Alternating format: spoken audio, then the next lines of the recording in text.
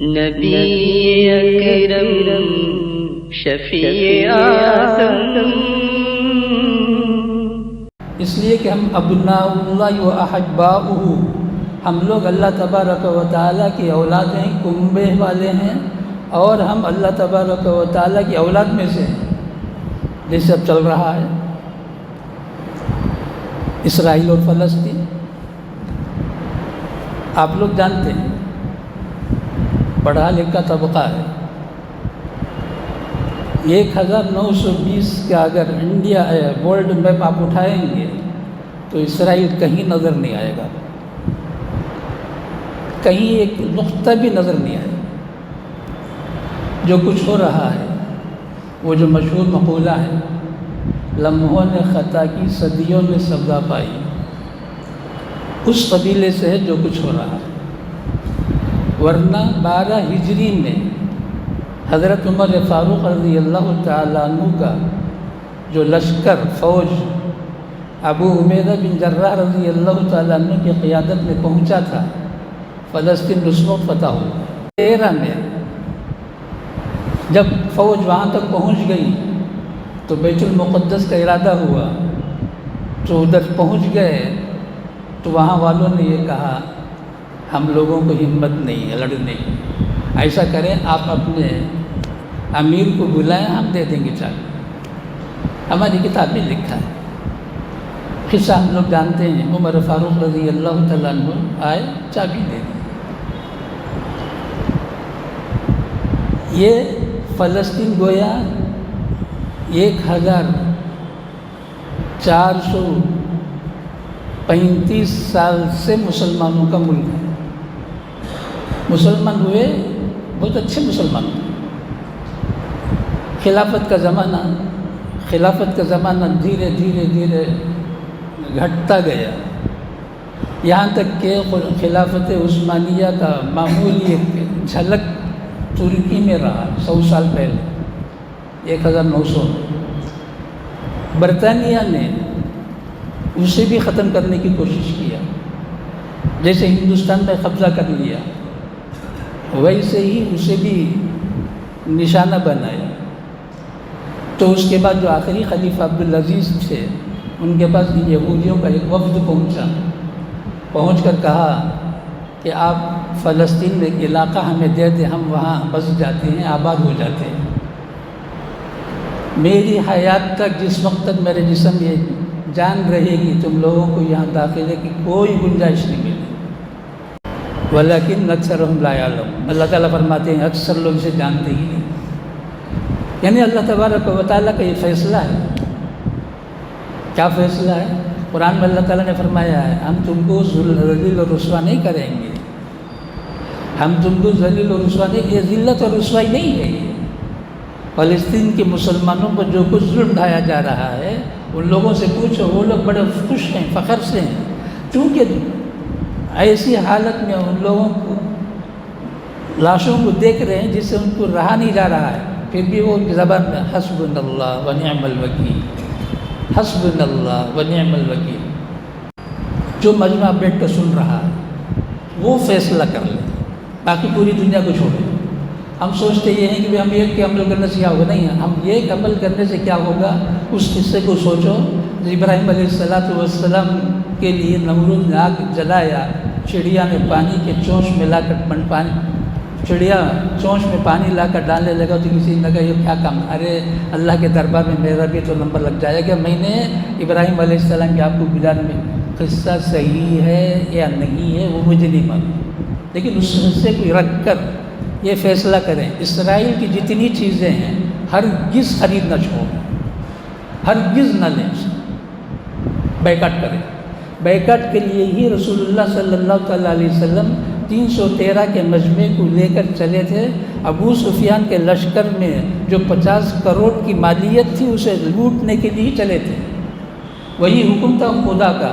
تو اللہ تعالیٰ نے کیا نظام بنایا، نہیں بدر میں آؤ، اس سے ایک بڑا کام کرنا ہے۔ 1000 کے مجمع میں بدر میں شکست فاس کھا کر واپس گئے، تو اس میں 12 آدمی ذمہ لے لیے، روزانہ 1 دن کا کھانا میرے طرف سے ہوگا۔ 10 اونٹ کاٹتا تھا، کیوں؟ نعوذ باللہ محمد اور محمد کے ساتھیوں کو صفِ ہستی سے مٹانے کے لیے، اللہ یعوذ باللہ۔ اب کیا ہوا؟ وہ خود صفِ ہستی سے مٹ گئے اور ان کا یہ مالی نقصان بھی ہو گیا، پورا مال چھوڑ کے گئے۔ جتنا مال وہ لوگ لے کر آئے اور جو اب تک اس امید میں آئے تھے کہ ہم کامیاب ہو جائیں گے، کامیاب کیا ہوتے؟ میدان چھوڑ کے بھاگے، 70 تو جہنم پہنچے، اور ان میں سے جو ابو جہل وہ بھی 10 خون کاٹتا تھا، عتبہ، شیبہ، یہ سب کے سب بے جہنم ہے، جو حصہ لیے تھے 12 آدمی۔ تو جیسے مثال کے طور پر مجھے جو معلوم ہو میں سناتا ہوں، آپ لوگوں کو جو معلوم ہے، اور یہ بھی میں نے سنا اسرائیل کا کوڑ ہے، مجھے ابھی معلوم ہوا۔ تو اسرائیل آپ کو نہیں، ہمیشہ کے لیے اسے چھوڑنا ہے۔ جو چیزیں اسرائیل کی بنی ہوئی بازار میں ہے، مسلمانوں کو ہرگز نہیں لینا چاہیے۔ سب سے بڑے سخت ترین دشمن اسلام ہے کب سے؟ حضرت موسیٰ علیہ نبینا وعلیہ السلام سے۔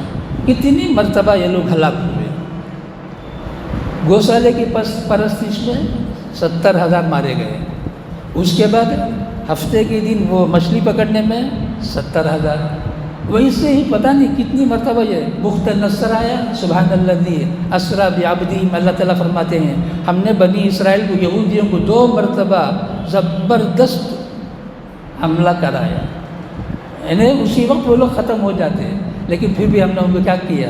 عسیٰ ربکم ان یرحمکم وإن عدتم عدنا، کہا دیکھو اللہ تعالیٰ تم پر رحم کرے گا، اس لیے کہ تم انبیاء کی اولاد ہو، لیکن پھر سے تم شرارت کرو گے پھر ہمارا عذاب تم پر آئے گا۔ یہ تو ان لوگوں کے لیے ہے، یہ جو اسرائیل ہے انہی کے لیے یہ آیت ہے، عسیٰ ربکم ان یرحمکم وإن عدتم عدنا وجعلنا جہنم للکافرین حصیرا۔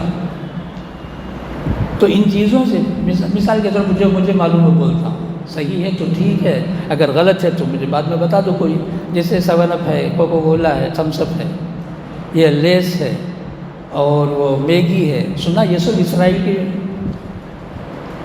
پیداوار ہے، یعنی وہاں سے بنی ہوئی کمپنیوں کی، مکمل بند کریں۔ بچوں کو بھی چاہے بچے کتنے ہی ضد کریں، ہرگز یہ خرید کر نہ دیں، ہم لوگ بھی اس سے پورا ہمیشہ کے لیے بچیں، یہ ایمان کی علامت ہے، اسلام کی نشانی ہے۔ نبی علیہ السلام کا جو 3 حقوق ہے، محبت، عظمت اور اطاعت، اس کی دلیل ہے اگر اسے چھوڑیں گے، اگر اسے نہیں چھوڑیں گے، ارے میرے ایک لینے نہ لینے سے کیا ہوتا ہے، نہیں، غلط بات ہے۔ نبی علیہ السلام کفار کی طاقت کو توڑنے کے لیے جب 313 صحابہ کو لے کر چلے سب سے پہلے، تو ہم کو تو اس سے بڑھ کر کرنا چاہیے، یہ دوسرا دعا کرنا چاہیے۔ ان لوگوں کی چیزوں کو آپ لوگوں کو جب معلوم ہو جائے ہرگز اس کے قریب بھی نہ جائیں، اپنے گھر والوں کو روکیں، دوست احباب کو جو مان لے، نہ مانے زیادہ اصرار نہ کریں، لیکن خود تو مکمل گھر کے ماحول کو بچا کے رکھیں۔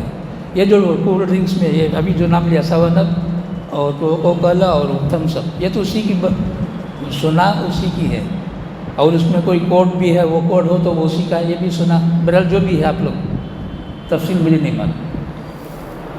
لِيَصُدُّوا عَن سَبِيلِ اللَّهِ، تاکہ روکیں اللہ کے راستے سے، فَسَيُنْفِقُونَهَا ثُمَّ تَكُونُ عَلَيْهِمْ حَسْرَةً ثُمَّ يُغْلَبُونَ، بس یہ لوگ خرچ کرتے ہیں پھر ہاتھ ملتے رہ جاتے ہیں، ہائے ہمارا پیسہ ختم ہو گیا، ہمارے سردار مارے گئے، اور ثُمَّ يُغْلَبُونَ، مغلوب ہو گئے، ہار کر بھاگ گئے۔ دیکھو ایسی دعا کرو آج کی رات، 2 رکعت صلاۃ الحاجت پڑھو، رو رو کر دعا مانگو، یہ آر پار ہو۔